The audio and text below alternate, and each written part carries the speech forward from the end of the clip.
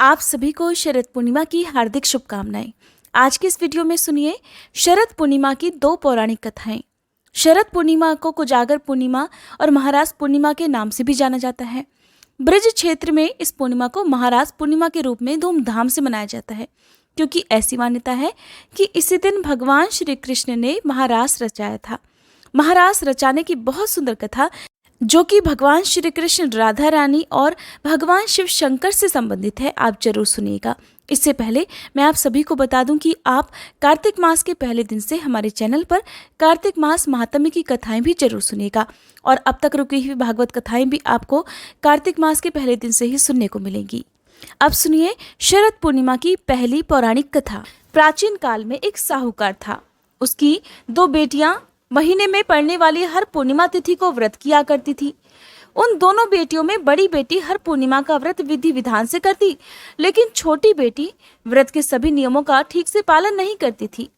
साहूकार की दोनों बेटियां समय के साथ धीरे धीरे बड़ी होने लगी और उनका विवाह हो गया। बड़ी बेटी के घर पर सही समय पर एक स्वस्थ संतान का जन्म हुआ। छोटी बेटी को भी संतान हुई, लेकिन दुर्भाग्यवश उसकी बेटी की संतान होने के तुरंत बाद ही मृत्यु हो जाती थी। जब छोटी बेटी के साथ ऐसा 2 से 3 बार हुआ तो उसने एक दिन एक ब्राह्मण को बुलाकर अपनी सारी व्यथा सुनाई और इसका कोई उपाय बताने के लिए भी कहा।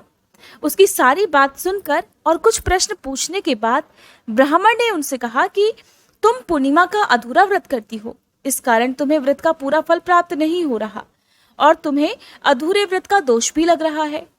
ब्राह्मण की बात सुनकर छोटी बेटी ने पूर्णिमा का व्रत पूरे विधि विधान से करने का निश्चय किया।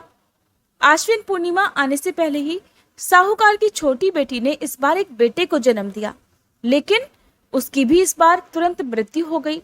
इस पर उसने अपने बेटे के शव को एक चौकी पर रखकर उसे एक कपड़े से ढक दिया। जब उसकी बड़ी बहन आई तो उसने उसी पीढ़े पर बैठने को कहा जिस पर उसने अपने मृत बालक का शव रखा था। बड़ी बहन जैसे ही उस पर बैठने को हुई तभी उसका घाघरा उस बच्चे को छू गया। घाघरा छूते ही वह मृत बालक जीवित हो गया और रोने लगा। तब बड़ी बहन छोटी बहन से बोली कि बहन, तू मुझ पर कलंक लगाना चाहती थी, मेरे बैठने से तो ये बालक मर जाता। तब छोटी बहन बोली, बहन मैं क्या बताऊं, ये तो पहले से ही मृत था, वो तो तेरे पुण्य से जीवित हुआ है, तेरे भाग्य से इसका पुनर्जीवन हुआ है। बच्चे के रोने की आवाज सुनकर छोटी बहन बहुत खुश हुई। तब उसने अपनी बड़ी बहन से कहा कि बहन, तुम तो पूर्णिमा का पूरा व्रत करती थी और मैं अधूरा व्रत किया करती थी, इसलिए तुम्हारे ऊपर तो हमेशा भगवान की कृपा हुई और मैं हमेशा अधूरा व्रत ही करती थी, इसलिए मुझे दोष लगा और मेरी संतान जीवित नहीं रहती थी। आज तुम्हारे भाग्य से मेरी संतान भी जीवित हो गई। तब उस छोटी बहन ने पूरे गांव में ढिंढोरा पिटवा दिया कि जो कोई भी पूर्णिमा का व्रत करे वह पूरा व्रत करे, कोई भी अधूरा व्रत ना करे। इसके बाद से छोटी बहन ने भी शरद पूर्णिमा से ही विधि विधान से सभी नियमों का पालन करते हुए ये व्रत प्रारंभ कर दिए थे, जिसके पुण्य प्रभाव से उसके बालक दीर्घायु होते। आश्विन पूर्णिमा को शरद पूर्णिमा के रूप में तो जाना ही जाता है, लेकिन ब्रज क्षेत्र में शरद पूर्णिमा को रास पूर्णिमा भी कहा जाता है, क्योंकि ऐसी मान्यता है कि द्वापर युग में शरद पूर्णिमा की चांदनी रात को ही राधा रानी और गोपियों के साथ मिलकर भगवान श्री कृष्ण ने महारास रचाया था। पूर्णिमा की रात को महारास का वह दृश्य इतना सुंदर था कि प्रकृति भी उसे निहारने के लिए वहां ठहर गई थी। यहाँ तक कि चंद्रमा ने भी स्वयं चंद्रमा की चांदनी से अमृत बरसाया था। 6 महीने तक स्वयं महादेव भी एक गोपी का छद्म रूप धारण करके इस रास को देखने के लिए वहां पहुंचे थे, और चंद्रदेव इतने मंत्रमुग्ध हो गए कि 6 महीने तक सुबह भी नहीं हुई थी। इसलिए आज आप शरद पूर्णिमा के अवसर पर महारास की ये कथा भी सुनिए। एक बार शरद पूर्णिमा की शरद उज्जवल चांदनी में वंशीवट यमुना के किनारे श्याम सुंदर साक्षात मनमनाथ की वंशी बज उठी।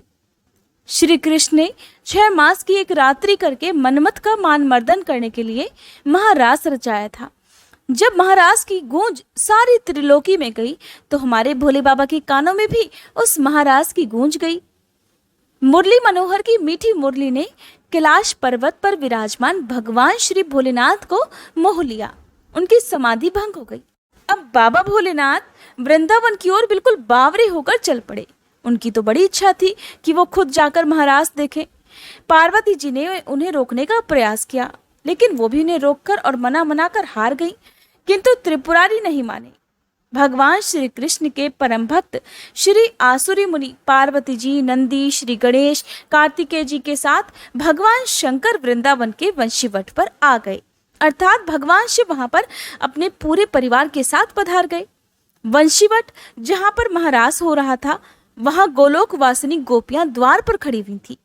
पार्वती जी तो महारास में अंदर प्रवेश कर गई, लेकिन क्योंकि उस महारास में पुरुषों का प्रवेश वर्जित था, तो द्वारपालिकाओं ने श्री महादेव जी को, श्री आसुरी मुनि को और उनके साथ अन्य जितने भी पुरुषगण थे, उन सभी को अंदर जाने से रोक दिया। श्रेष्ठ जनों, अर्थात श्री कृष्ण के अलावा कोई भी पुरुष इस एकांत महाराज में प्रवेश नहीं कर सकता था। अब तो बड़ी विकट समस्या आन पड़ी। जिस महाराज को देखने के लिए भोलेनाथ इतने उतावले होकर अपने पूरे परिवार के साथ ही यहाँ पधारे थे, वही महाराज उन्हें देखने नहीं मिलेगा। ये सोचकर तो वे बड़े परेशान हुए। तब भोलेनाथ ने देवियों से कहा, जो द्वार पर खड़ी हुई थी, कि देवियों, हमें भी श्री राधा और कृष्ण के दर्शनों की इच्छा है, इसलिए आप हम पर तरस खाकर कोई ऐसा उपाय बताइए जिससे कि हम भी महाराज के दर्शन पा सकें। तब वहां पर खड़ी हुई सखियां अर्थात गोपियां बोली कि अगर आप महाराज देखना ही चाहते हैं तो गोपी बन जाइए। मानसरोवर में स्नान करके गोपी का रूप धारण करके आप महाराज आराम से देख सकते हैं, आप महाराज में प्रवेश पा सकते हैं। बस फिर क्या था, भगवान शिव अर्धनारीश्वर से पूरे नारी रूप बन गए। श्री यमुना जी ने उनका षोडश श्रृंगार कर दिया, तो सुंदर बिंदी, चूड़ी, नुपुर, ओढ़नी और ऊपर से एक हाथ का घूंघट भी भगवान शिव का कर दिया। साथ ही साथ युगल मंत्र का उपदेश भी भगवान शिव के कानों में कर दिया। अब श्री शिव जी मोहिनी वेश में मोहन की रास स्थली में गोपियों के मंडल में मिलकर अतृप्त नेत्रों से एकटक रूप से विश्वमोहन की रूप माधुरी का पान करने लगे। उनके सामने साक्षात श्री कृष्ण विराजमान थे। नटवर वेशधारी श्री रास बिहारी, रासेश्वरी, रसमयी श्री राधा जी और गोपियों को नृत्य और रास करते हुए देखकर नटराज भोलेनाथ भी स्वयं ताता थैया करके नाच उठे। और बंसी बजैया मुरली मनोहर ने तो ऐसी मधुर, ऐसी मोहनी बंशी बजाई कि भोलेनाथ तो अपनी सुध-बुध ही भूल गए। बनवारी से भला क्या कुछ छुपा है। इस तरह भगवान श्री कृष्ण के साथ भोलेनाथ कुछ देर तक तो नाचते रहे, लेकिन जब थोड़ा पास पहुंचे तब भगवान श्री कृष्ण बोले कि रास के बीच में थोड़ा हास परिहास हो जाए तो इस रास का आनंद दोगुना हो जाएगा। भगवान बोले कि अरे गोपियों, तुम तो मेरे साथ बहुत देर से नृत्य कर रही हो, लेकिन मैंने तुम्हारा चेहरा तो अब तक देखा ही नहीं, क्योंकि कुछ गोपियां तो यहाँ पर घूंघट में भी है। मुझे जरा उनका चेहरा तो देख लेने दो। सुनते ही गोपियां झट बोल उठी, प्यारे, आपसे क्या छुपा है, आप देख लो हमारा चेहरा। लेकिन जब भगवान शंकर ने ये सुना तो भगवान शंकर परेशान हो गए। बोले, ये कन्हैया को रास के बीचों बीच क्या सूझ गया। अच्छा भला रास चल रहा था, मुखड़ा देखने की क्या जरूरत आन पड़ी। ऐसा भी मन में सोच रहे थे कि आज तो ये कन्हैया मेरी फजीहत ही कराने पर तुला हुआ है। भगवान कृष्ण तो कृष्ण है, नटखट है, और जानते थे कि यहाँ पर छद्मवेश में कौन आया है। तो भगवान कृष्ण कहने लगे कि गोपियों, तुम सब पंक्ति में खड़े हो जाओ और मैं सबका बारी बारी से दर्शन करूंगा। सुनकर भगवान शिव को थोड़ी तसल्ली हुई। भगवान शिव बड़े चैन की सांस लेकर सोचने लगे कि चलो अब तो काम बन गया। यहाँ तो महाराज में लाखों करोड़ों गोपियां हैं और मैं सबसे अंत में, इस पंक्ति के अंत में जाकर खड़ा हो जाऊंगा। कन्हैया तो मुंह देखते देखते थक जाएगा और मेरा नंबर भी नहीं आएगा। तब सारी गोपियां जो थी वो एक पंक्ति में खड़ी हो गई और सबसे अंत में जाकर भगवान शिव खड़े हो गए। अब जब भगवान शिव पंक्ति के सबसे अंत में जाकर खड़े हो गए तो जो कन्हैया की दृष्टि अंत में पड़ी, अब कन्हैया तो कन्हैया है, बड़े नटखट है, शरारतें भी बहुत करते हैं। जब कन्हैया की दृष्टि उस पंक्ति में अंत में पड़ी तो कन्हैया कहने लगे कि अब बारी इधर से नहीं उधर से शुरू होगी, यानी कि बारी हम अंत से शुरू करेंगे। अब भगवान शिव बोले, अरे ये तो मैं पंक्ति के अंत में जानकर खड़ा हो गया था, अब तो पहले ही मेरा ही नंबर आ जाएगा। अब असंख्य गोपियों के बीच में भगवान शिव सोचने लगे कि चलो कोई दूसरा उपाय सोचता हूँ। ये सोचकर भगवान शिव गोपी के वेश में तो थे ही, लंबा घूंघट काट रखा था, दौड़कर दूसरी ओर से जाने लगे। तो भगवान कृष्ण गोपियों से बोले, अरे गोपियों, तुम परेशान मत हो, मैं सबका मुख देखूंगा, लेकिन पीछे खड़ी हुई गोपियों का मुख दर्शन तो मैं बाद में करूंगा, पहले मैं इस गोपी का मुंह देख लूं। जो इतनी लाज शर्म कर रही है। अब तो जो भोलेनाथ ने सुना तो वो सुनते ही दौड़ पड़े। कन्हैया जी भी कहाँ पीछे छोड़ने वाले थे, झट दौड़ पड़े भोलेनाथ को पकड़ने के लिए। वो तो उस गोपी के पीछे भागे थे जो बड़ी लाज शर्म कर रही थी। और जैसे ही उन्होंने उस गोपी का घूंघट ऊपर किया तो कान्हा जी कहने लगे, आओ गोपीश्वर आओ, आपकी जय हो। बोलिए गोपेश्वर महादेव की जय, शंकर भगवान की जय। श्री राधा आदि गोपेश्वर महादेव के मोहिनी गोपी के रूप को देखकर बड़ी आश्चर्य में पड़ गई। वहां पर खड़ी हुई सारी गोपियां भी बड़ी हैरान रह गई। तब श्री कृष्ण कहने लगे, राधे ये कोई गोपी नहीं है, ये तो साक्षात भगवान शंकर जी है। हमारे महाराज के दर्शन करने के लिए इन्होंने ये गोपी का छद्म रूप धारण किया है।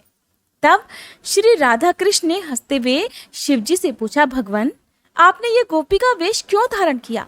तब भगवान शंकर कहने लगे, प्रभु आपकी यह दिव्य रसमयी प्रेम लीला महाराज देखने के लिए ही मैंने ये गोपी का रूप धारण किया है। इस पर प्रसन्न होकर श्री राधा जी ने महादेव जी से कोई वर मांगने को कहा। तो भगवान श्री शिव ने ये वर मांगा कि हम चाहते हैं कि यहाँ आप दोनों के चरण कमलों में सदा ही हमारा वास हो। आप दोनों के चरण कमलों के बिना हम कहीं अन्यत्र वास नहीं करना चाहते हैं। तब राधा रानी और श्री कृष्ण ने महादेव की ये इच्छा भी पूर्ण कर दी।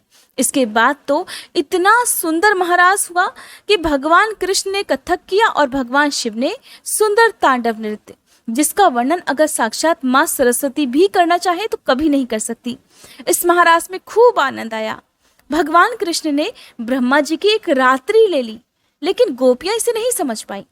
केवल अपनी गोपियों के प्रेम के कारण ही श्री कृष्ण ने उस रात्रि को बढ़ाकर इतना लंबा कर दिया था।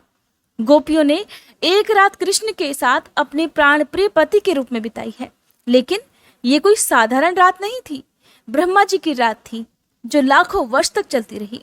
आज भी कहते हैं कि वृंदावन में निधि वन में प्रतिदिन भगवान श्री कृष्ण रास रचाते हैं। भगवान कृष्ण के लिए तो कुछ भी असंभव नहीं है, वो तो सब कुछ कर सकते हैं क्योंकि वो भगवान है। जब भोलेनाथ ने भगवान श्री कृष्ण और राधा रानी से वरदान मांगा था तब भगवान कृष्ण ने तथास्तु कहकर कालिंदी के नजदीक ही निकुंज के पास वंशीवट के सम्मुख भगवान महादेव जी को श्री गोपेश्वर महादेव के नाम से स्थापित कर विराजमान कर दिया। श्री राधा कृष्ण और गोपियों ने उनकी पूजा की और कहा कि ब्रज वृंदावन की यात्रा तभी पूर्ण होगी जब कोई भी भक्त आपके दर्शन कर लेगा, और आपके दर्शन किए बिना ये यात्रा हमेशा अधूरी रहेगी। भगवान शंकर वृंदावन में आज भी गोपेश्वर महादेव के रूप में विराजमान हैं और अपने भक्तों को दिव्य गोपी वेश में दर्शन भी देते रहते हैं।